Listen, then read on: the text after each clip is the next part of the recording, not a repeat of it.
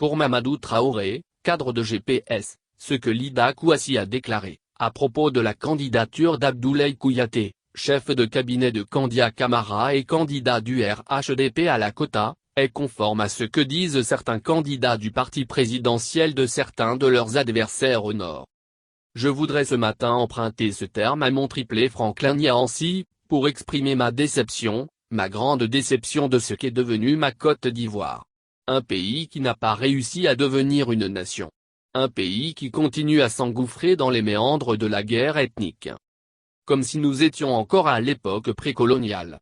Oui, quand j'ai écouté la vidéo du ministre Lida Kouassi, je me suis rendu compte que le combat que nous avons mené avec Guillaume Soro, pendant une certaine époque, a été vain. Oui, il fut un temps où nous nous sommes dressés contre les ivoiritaires que nous avons accusés d'être à la base de la division du pays. Hélas, aujourd'hui encore, ces ivoiritaires existent et cela dans tous les camps.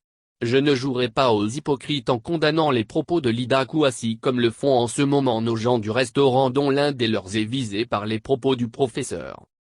Car nos gens du restaurant sont eux aussi de gros et grands ivoiritaires. Eux qui n'hésitent pas par exemple à me traiter de malien de par mon nom Traoré, à traiter mon triplé Konatésié de Mauritanien, à traiter mon autre triplé Franklin Yancey de Camerounais qui ne devrait pas s'occuper des problèmes de la Côte d'Ivoire, ignorant qu'il s'est marié à une Ivoirienne.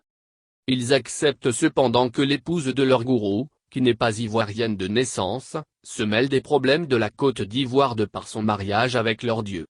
Ce que Lida Kouassi a dit d'un client du restaurant, c'est ce que beaucoup de nos gens du restaurant disent de leurs adversaires politiques dans leur village pendant la campagne. Au Nord par exemple, vous verrez certains candidats du restaurant traiter un Sidibé ou un Diallo d'étranger. Vous les verrez même traiter un Ouattara ou même un Ouedraogo d'étranger.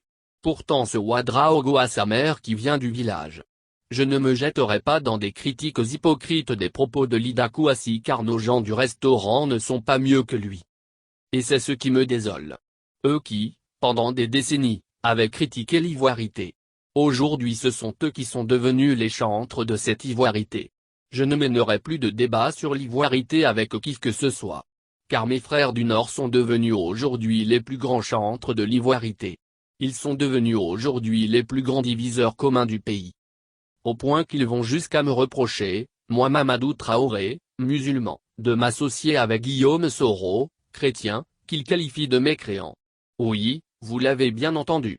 Ce sont eux aujourd'hui, ivoiriens du Nord et musulmans, qui traitent Guillaume Soro aujourd'hui de mécréant. Ce mécréant qui a fait partir beaucoup des leurs à la Mecque. Ce mécréant qui a offert des voitures à beaucoup d'imams et qui a construit beaucoup de mosquées. Ce mécréant qui continue à ce jour à nourrir beaucoup de familles d'imams décédés. Ce mécréant qui a permis aujourd'hui aux musulmans de se promener sans crainte avec leurs boubous. Ce mécréant qui a permis l'arrivée au pouvoir d'un musulman du Nord. Vraiment Côte d'Ivoire Yako. Guillaume Soro, Yako. Dieu te vengera et de la plus belle manière.